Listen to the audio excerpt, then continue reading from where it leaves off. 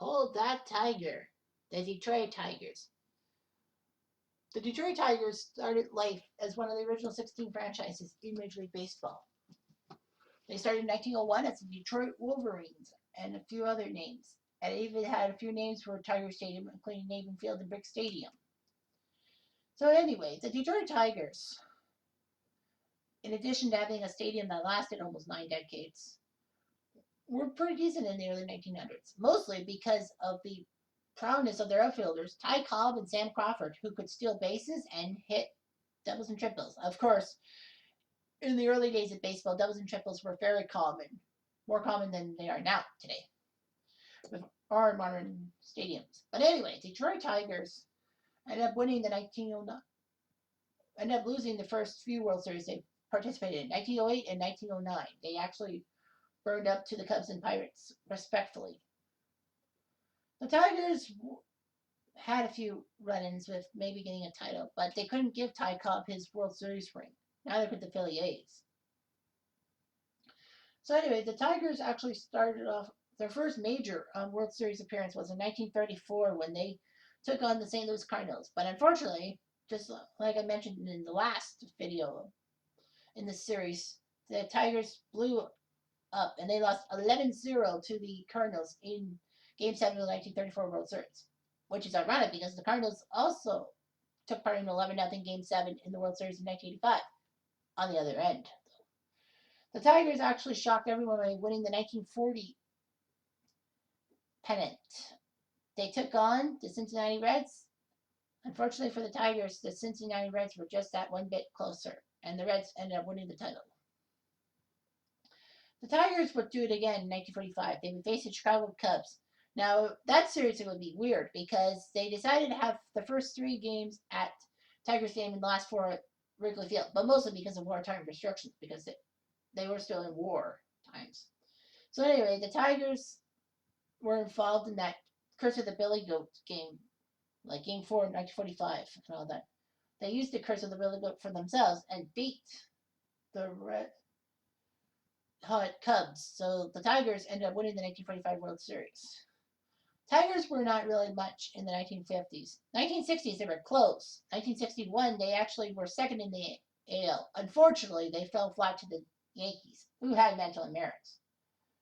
The Tigers would go on to the 1968 World Series, shockingly win Game 5 after being down 3-0, and then they won Game 6 and 7. So basically, they took down the Cardinals in 7 games. They beat Bob Gibson in Game 7, which is a rarity by any stretch of the imagination. To beat Bob Gibson in a World Series game is unfathomable. But Jim Northrup's triple that went over Kurt Flood's head helped them out. The Tigers were kind of also-rans for a while. 1972, they did win the AL East and did give Oakland fits in the ALCS.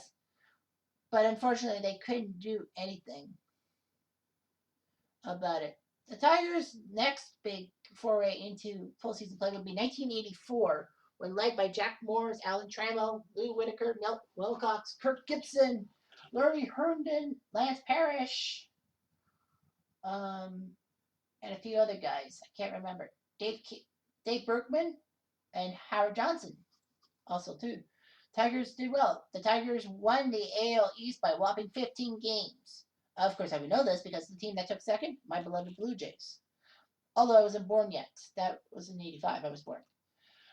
Tigers easily took down the Kansas City Royals in the ALCS. They took on a very shocked San Diego Padres, who were shocked they actually came back from that 2-0 NLCS deficit to beat the Cubs in the world to get a ticket to the World Series. The Padres won Game 2 on home turf, which was more shocking. However, the Tigers knew that the next 3 games were at Tiger Stadium.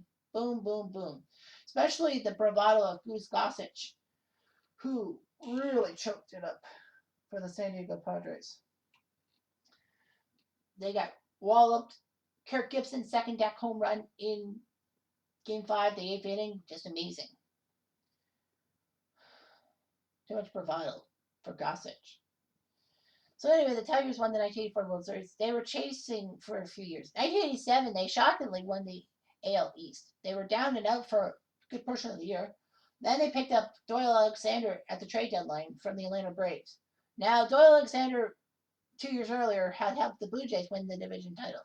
So The Tigers were going to use Doyle Alexander to try to exploit the Blue Jays, which was strange enough. Unfortunately, it worked out. Tigers were 9-0. Alexander went 9-0 in starts after being picked up by the Tigers. And the Tigers surprised everyone by putting things to the Blue Jays.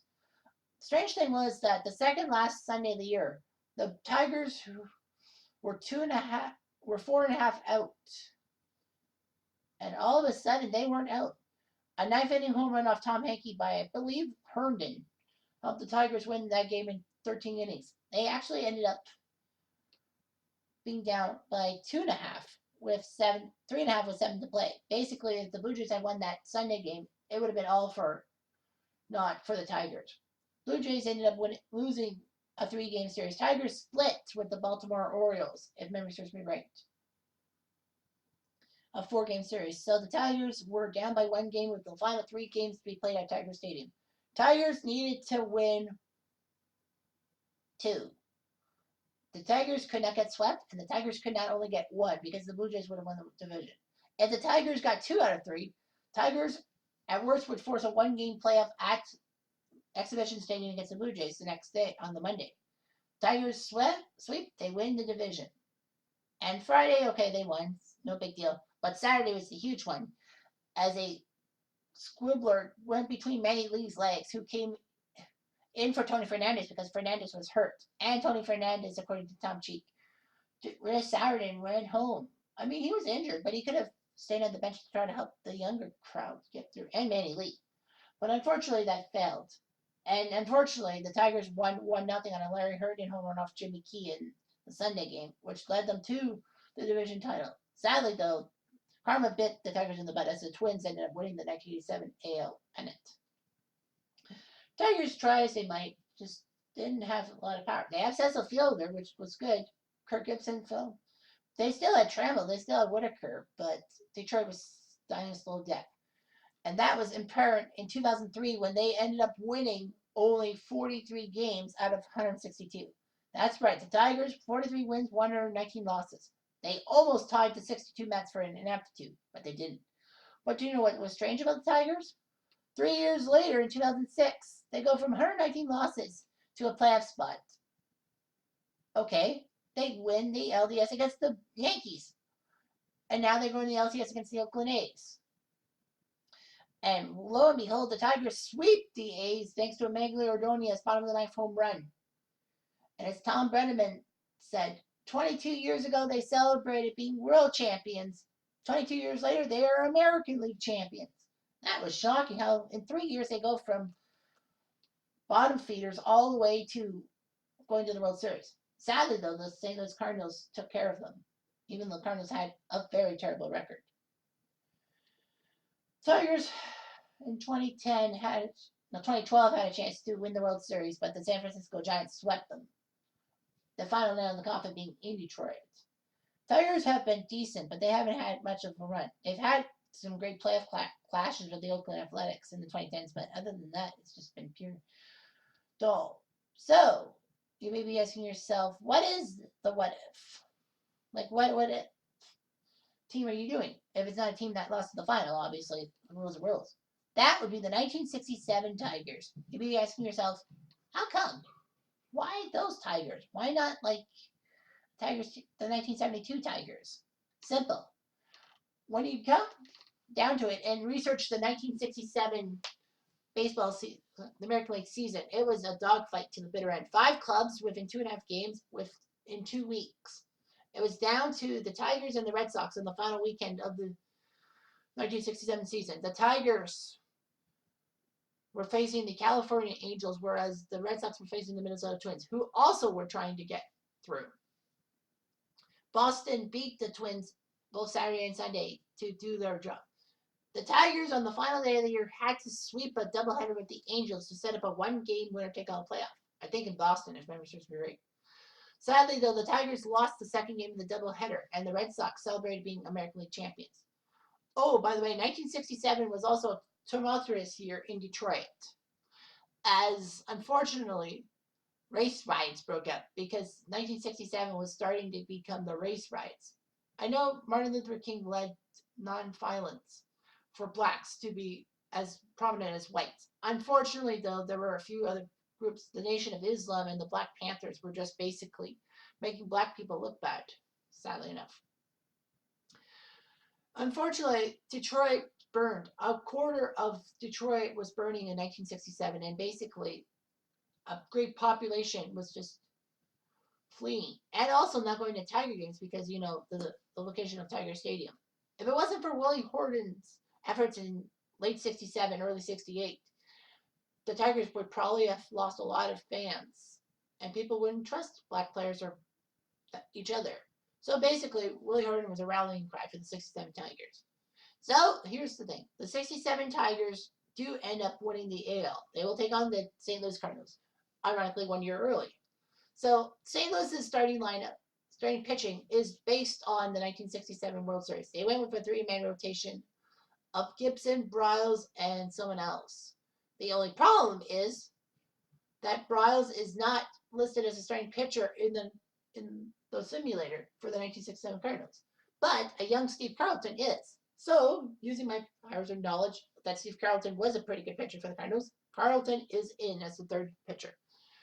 So the Tigers will have a three-man rotation of their own against the St. Louis Cardinals. Let's see if the Tigers could beat the Cardinals 1 year earlier. Hail, hail, the game's all here. It's Bob Gibson versus Earl Wilson as the Cardinals take on the Tigers. The Tigers get home field because the Red Sox had home field in the 6-7 World Series. Sorry about that. Let's just move that there. And the Tigers end up winning game 1 thanks to one big inning. So anyway, Kurt Flood gets an RBI single to score Lou Brock. Mike Shannon hits a home run 2-0. You'll be thinking, okay, Bob Gibson is basically pitching a gem. Willie Horton gets to him in the third inning with a home run. Roger Maris hits a home run to center field. Yeah, he was chased out of the Yankee organization, so he came to the Cardinals. And Orlando Cepeda, remember him? He hit a home run 4-1. It's like, wow, this is amazing. Bottom of the 7th, runner on second, Eddie Matthews, the legendary Braves third baseman, comes in as a pinch hitter and crushes one down the right field line 4-3. Are you kidding me? After a few big things, there was a runner first and second for Bill Freehan, the catcher. Wham! Home run to center field. And I don't think it was off Gibson. I don't remember. Anyway, the Cardinals had nothing. 6-4 is your score. A couple of pinch hitters there. RBIs Flood, Maris, Cepeda, and Shannon. Gibson only lost 6 innings, striking out 7, which is unusual. But he wasn't the one who choked it. It was a combination of Ron Willis and Al Jackson. Jack Lemabe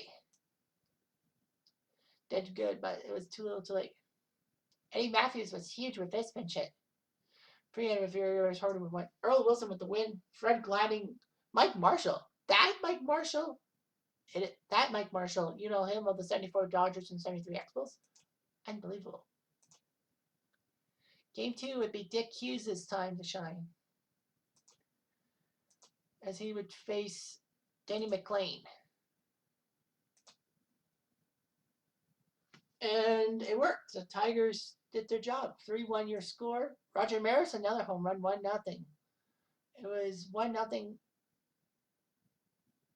There was a few big plays. Onto the 6th and the 7th, combined 5 hits. There were 6 hits combined for the Cardinals and the Tigers, and basically St. Louis was going to win boringly. After a walk and a no double play, there was a wild pitch when Al Kaline comes in with a ground rule double to right center to score Dick McAuliffe. After a few plays, Norm Cash gets an RBI single to score Kaline. Then Jim Northrup hits a double to make it 3-1 to score Horton. Unfortunately, Norm Cash gets thrown out trying to make it 4-1. Cardinals unfortunately get nothing after that. 4 puny little hits, 2 by Roger Maris with a home run. Dick Hughes pitched 7 innings. He wasn't to blame. It was Ron Willis who botched it up with Al Jackson. Those two are just trouble. The Tigers, Kaline, Cash, and Northrup with RBIs. Danny McLain with the win. Only getting 3 strikeouts. That's not like him. Fred Gladding the save. So on to St. Louis because obviously reasons.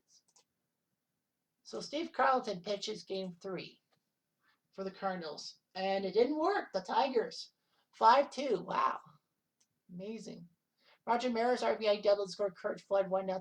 It's like Maris is the only Cardinal that's shown up. 1-0 till the fifth when Norm Cash gets an RBI single to score Willie Horton 1-0.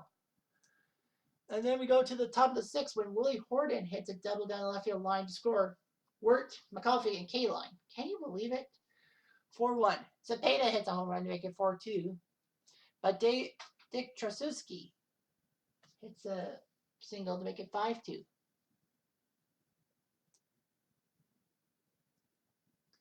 Cardinals thought they could do it with the bases loaded after Cepeda hit by pitch, but McCarver grounds out.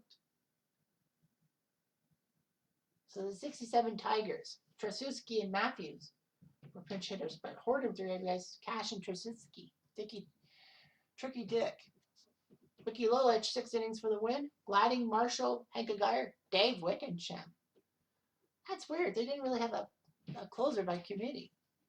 3 different Tiger games, 3 different Tiger saves, if memory serves me right. Steve Carlton went 5 2/3. Willis and Jackson.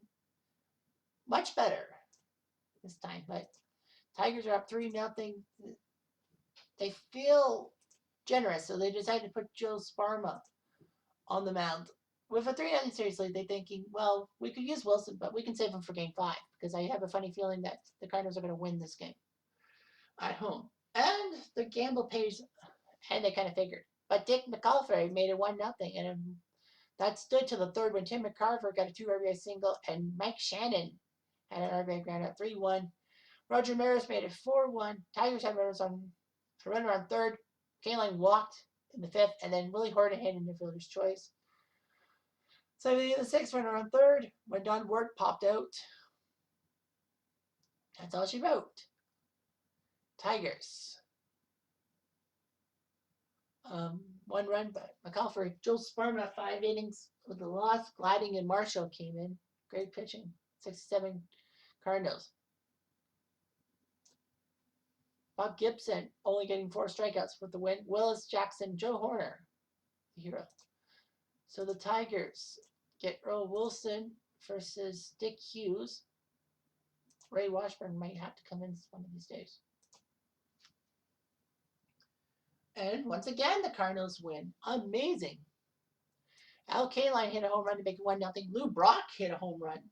I don't think Lou Brock was known for home run power. Earl Wilson RBI single to score a run on his own cause, 2-1. Bill Freehan made it 3-1. Bottom of the fourth, Dal Maxwell with a GRD ground rule double to score Mike Shannon 3-2. Cepeda gets a sac fly to score Lou Brock.